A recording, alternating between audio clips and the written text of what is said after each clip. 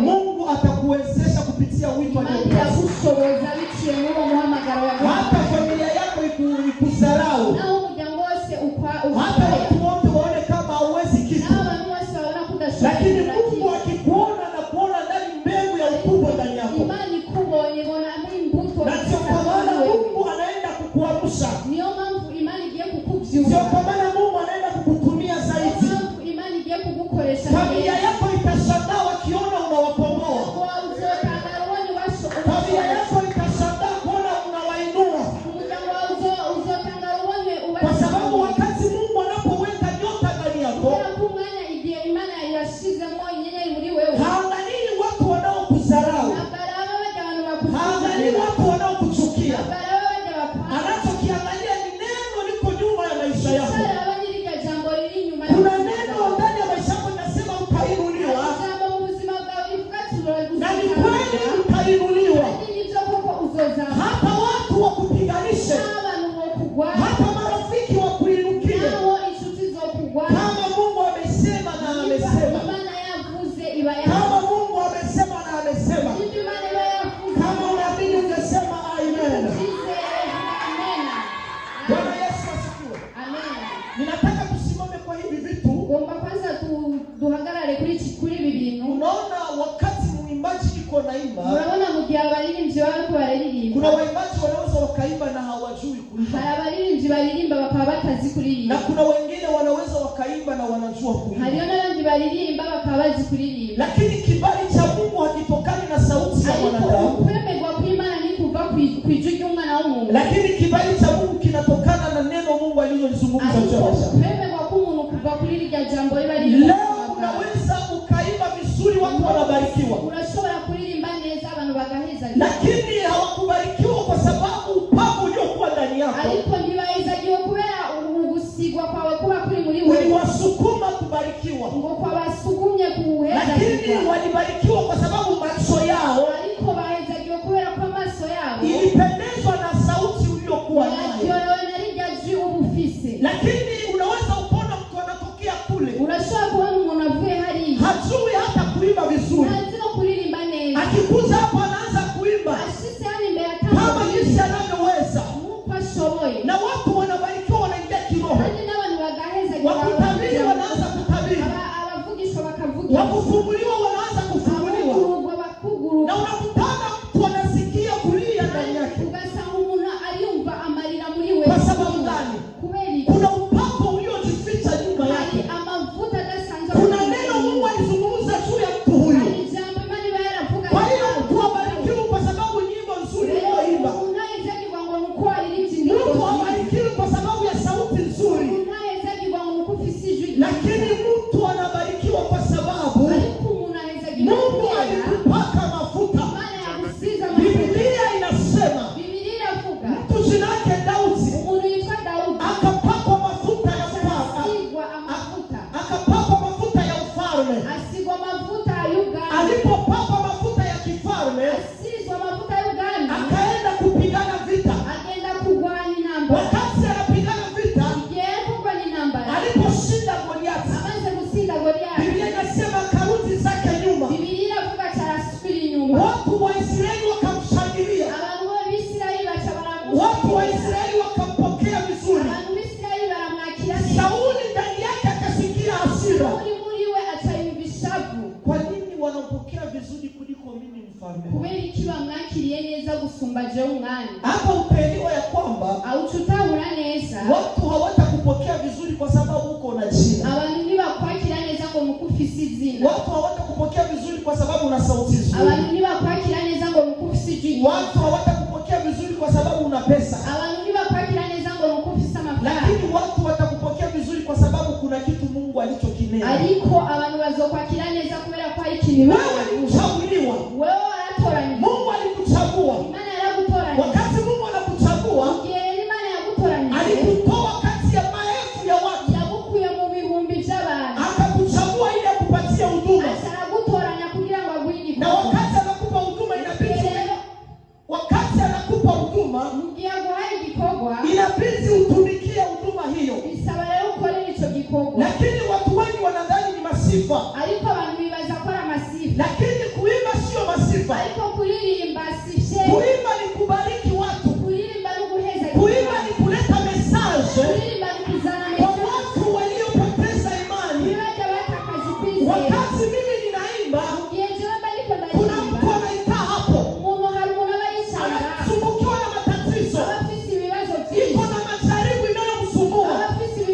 Wakati anasikia nyimbo ninayoimba na upako uliokuwa ndani yangu, unaweza ukasababisha mtu ule kuokolewa. Kwa hiyo tukisema mwimbaji, hatumuoni mwimbaji kama mwimbaji, lakini mwimbaji tunamwona kama mtumishi wa Mungu. Waimbaji wengi wanajidharau, lakini hawajui ya kwamba wao ni vyombo vya Mungu. Wakati Mungu anakutumia, Mungu anataka kuokoa moyo wa mtu mmoja. Yawezekana wewe utaimba unaona ni kuimba tu, lakini kuna mtu ndani yetu atakayesaidiwa kupitia kipawa kilichokuwa ndani yako. Na ndio kwa maana Paulo akamwambia Timotheo, pasiwa mtu atadharau ujana wako, pasiwa mtu atadharau karama yako. Kwa sababu gani? Kuna wenye watafunguliwa kupitia karama hiyo, kuna wenye watafunguliwa kupitia huduma hiyo. Magharibi ya leo ninakuombea katika jina la Yesu, acha Mungu ainue tena huduma yako, Mungu ainue tena karama yako, upako wa Mungu ushuke ndani ya maisha yako katika jina la Yesu. Kuna wakati utaimba na sauti nzuri na watu watakuangalia kama kisati, lakini kuna wakati utaimba kwa upako, watu wote watashangilia. Unajua waimbaji tuna tatizo moja. Wakati mwimbaji iko naimba, kama haoni watu wanasimama na kupiga fujo, unazania kama hawakubarikiwa. Kila mwimbaji anataka kiimba watu wote wainuke, watu wote wapige fujo, lakini kitakachotuma mtu anasimama, kitakachotuma mtu anafanya chenye wewe unataka, sio sauti nzuri, ni mafuta Mungu aliyopaka ndani yako. Kwa hiyo tupiganie kutafuta mafuta ya Mungu kuliko kutafuta sauti. Waimbaji tunakimbilia kutafuta sauti, tunasahau kama upako ndio unahitajika. Hello. Amina. Bwana Yesu asifiwe. Amen. Haleluya. Amen. Haleluya. Amen. Na kwa maana tumesema Mungu anachagua watu wenye hawawezi. Sio kwa sababu Mungu atakuchagua tu una sauti nzuri. Hapana. Mungu atakuchagua kwa sababu anakuhitaji. Watu wengi tumepotea njia kwa kutokujua hili ya kwamba mafuta inahitajika sana, na mafuta haipatikani kwa kucheka, mafuta haipatikani kwa kulala, mafuta haipatikani kwa udhaifu, mafuta inapatikana kwa kuomba, kwa kufunga, kwa kumwita Mungu. Mafuta inapatikana mumilima, mafuta inapatikana mumiti. Wakati unajua kitu unachokihitaji, inabidi ukitafute kwa bidii. Usizani kwamba utaikana kuona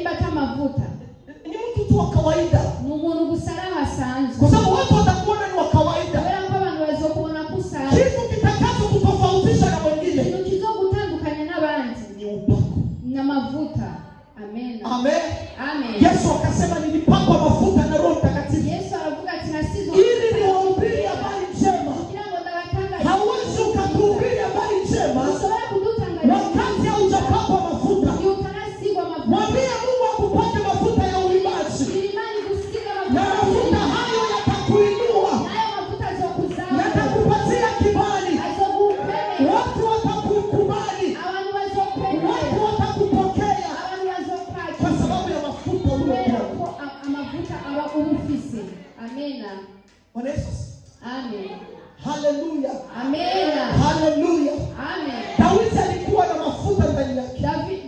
Daudi alifisa mafuta muri yeye. Biblia inasema alipofika kwenye uwanja wa vita, Biblia inavuga amaze gushika mu kibanza cy'intambara, watu wote wakasogea nyuma. Abantu bose baregera inyuma. Alikuwa mtoto wa miaka 17 tu. Yari umwana w'imyaka 17 gusa. Lakini watu wakamheshimu kwa sababu ya mafuta. Ariko abantu baramwubaha kubera mafuta. Bwana Yesu asifiwe. Amen. Kwa hiyo Mungu wakati anakuja kutafuta mtu mwenye hawezi, kubw'ivyo Imana ije kurondera ibyo umuntu adashoboye, anatafutaka mwenye hawezi kisha anampaka mafuta. Arondera ibyo adashoboye hama akamusiga mafuta.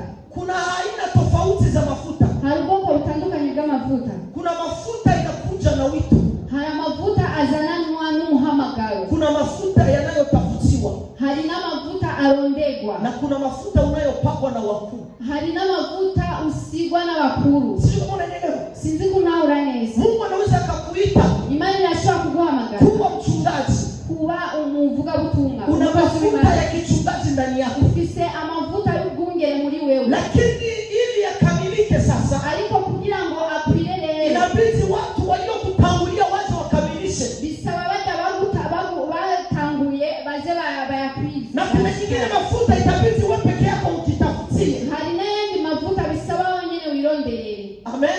Amena. Wakati sasa Mungu anakuita, mugihe Imana iguhamagaye, inabidi ujue mambo haya matatu. Bisaba umenye ibintu ibi bitatu. Ni kitu gani ninatakiwa kukifanya? Ni kintu iki ngeneye gukora. Kitu gani nahitaji kubadilisha katika maisha yangu? Ni kintu kingeneye guhindura mu buzima bwawe. Kama unataka kuinuliwa, ushaka kuzamu, kama unataka kufika kwenye nyingine hatua, ushaka kugera ku yindi ntambwe, inabidi ujitolee. Bisaba witange. Utolee maisha yako. Utange ubuzima bwawe. Utafuta Mungu kwa bidii. Kurondera Imana n'inguvu n'ishaka. Amen. Amen. Sasa Biblia ikatwambia, rero Biblia iratubwira Mungu anapatia mamlaka. Imana iha ubushobozi. Ama anawezesha wenye hawawezi. Ishoboza wale badashoboye. Ili kufezelesha watu wenye wanaweza. Kugira ngo imaramaze wale abantu bashoboye. Kuna mtu anaweza kaikaa hapo. Hari umuntu ashobora kwicara ngaho. Kwa sababu watu wanakusifia unajua kuimba. Kubera ko abantu bakuvuga ngo kuzi kuririmba. Kwa sababu watu wanakusifia unajua kuhubiri. Kubera ko abantu bavuga ati bazi kuvuga ubutumwa neza. Kwa sababu watu wanakusifia hiki na hiki na hiki. Kubera ko abantu bakuvuga iki n'iki na kiriya. Lakini haimaanishi ya kwamba ariko ntibisobanuye ko wewe uko huyo mtu. Wewe uri uwo muntu. Amen. Amen. Kuna wakati watu watasema kutokana na macho yao ya kimwili. Hari igihe abantu bavuga bivanye n'amaso yabo y'umubiri. Ndio kwa maana mtu mmoja akasema Mungu, niyo mpamvu umuntu umwe yavuze ati watu wananisifia, abantu baranda, lakini nataka kujua, je, wewe unanisifia kweli? Akeneye kumenya ati wewe uranda kazi. Kwa sababu kuna wakati utapotea, kubera ko hari igihe uzotaka, lakini watu wanabaki wanakusifia. ariko abantu bakaguma bakura, watu wanakutupia maua, abantu bakaguma guterera. wewe unazani ungani na Mungu, abantu bakibazira cyari kumbe Imana, hakujuaki hata kumbe Imana ni kuzi, umeshakapotea, waratakaye. Bwana Yesu asifiwe. Amen. Haleluya. Mungu anakuchagua, Imani iragutoranya na anakuwezesha kandi iragushoboza ili afedheleshe wenye wanajipiga kifua, kugira ngo imaramaze bajya bikubita kugikiriza na kusema kama wanaweza, bavuga ko bashoboye. Bwana Yesu asifiwe. Amena. Yesu alizarauliwa. Yesu yaramaramaje. Bwana Yesu asifiwe. Amen. Watu walimdharau, abantu baramugaye, lakini kumbe ndio kwenye msaada wao upo. ariko niho ubutabazi bwaho. Unajua leo wanaweza wakakudharau, umunsi bashobora kukugaya, lakini kumbe wewe ni msaada mkubwa kesho. ugasanga ufasha Watu wanaweza kukutupia mawe, bashobora kugutera amabuye, kumbe kesho wewe ndio utakayewainua. kumbe ugasanga ejo nizo. Na ndio kwa maana nilitaka nikwambie, usikatike tamaa na jinsi ulivyo. Unshikinege uko kununi. Usikatike tamaa na hali unayoipitia ndani. Unshikinege nivyo bihe uchango. Majukumu magumu unayokuwa nayo ibikorwa bikomeye ufise siyo laana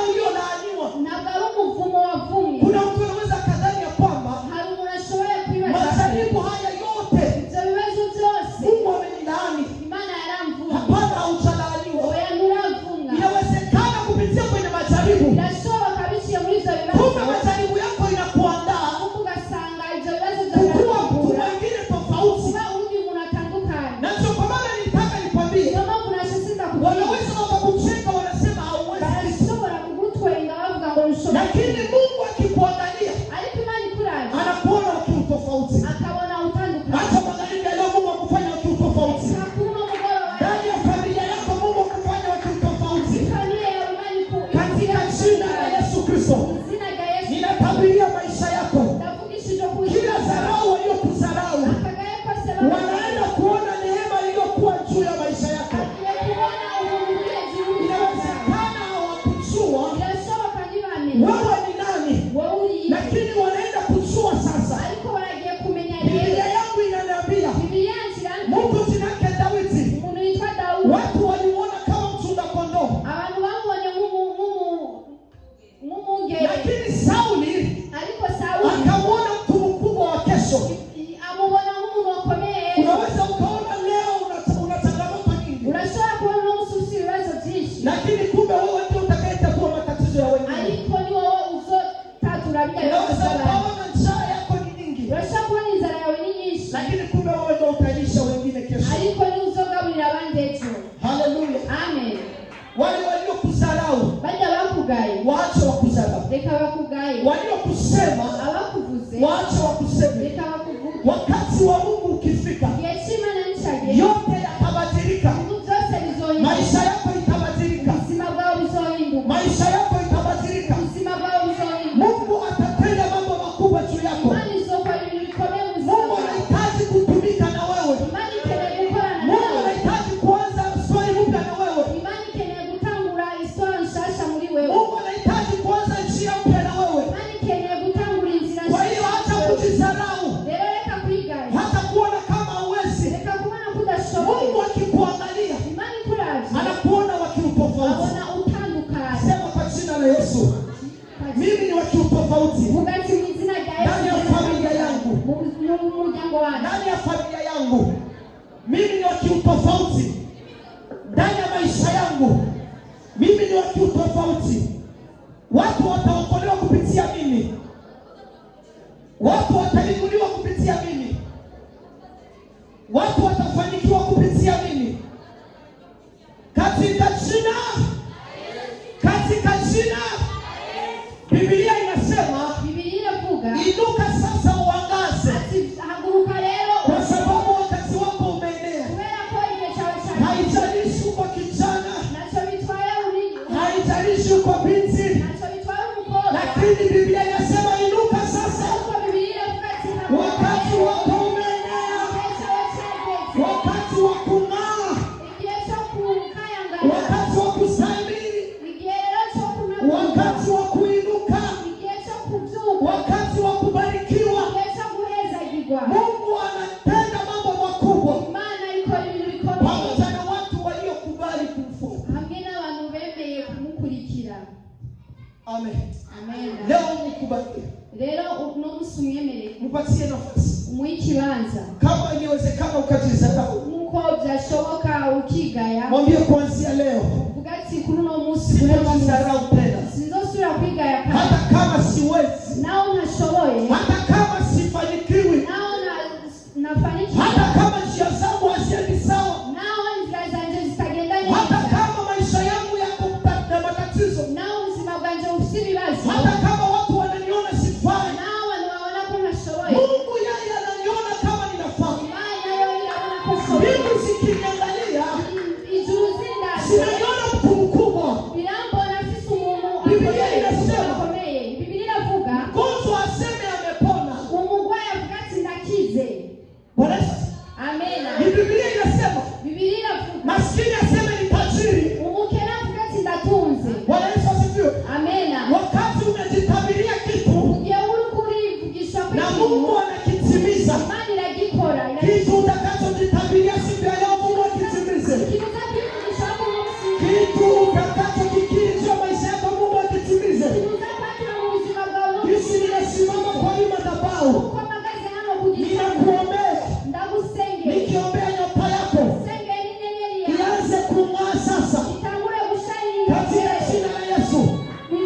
Isiishie tu ndani ya nyumba yenu, itoke ndani ya nchi, isibaki tu nchi, itoke ndani ya mataifa katika jina la Yesu.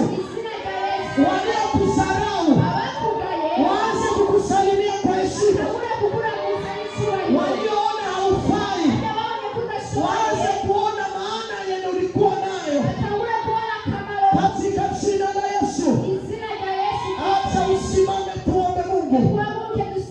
Simama tuombe Mungu. Simama tuombe Mungu. Haijalishi wamekudharau. Haijalishi wamekutupa. Haijalishi wamekusahau. Lakini nitaka nikwambie, magharibi ya leo mwambie Mungu, nipatie tena kibali. Nipatie tena kibali. Uwezo wa Mungu uliokuwa ndani yangu ili uonekane ndani ya familia. Ili uonekane ndani ya kate. Anza kuomba, pandisha maombi. Pandisha maombi. Katika jina la Yesu. Baba, tunakuja mbele zako. Tunakuita Mungu wa matendo makubwa. Mungu wa mitume na manabii. Acha uokoe maisha ya watoto wako. Katika jina la Yesu. Tumejidharau. Tumedharau maisha yetu. Tumeona kwamba haifai. Tumeona kwamba hatuwezi tukafanya chochote. Tumeona kwamba hatuwezi chochote. Lakini Biblia imetuambia ya kwamba unachagua wadhaifu ili ufedheleshe wanayoweza. Mimi umenichagua kuwa mdhaifu. Ulijua ya kwamba nitaweza.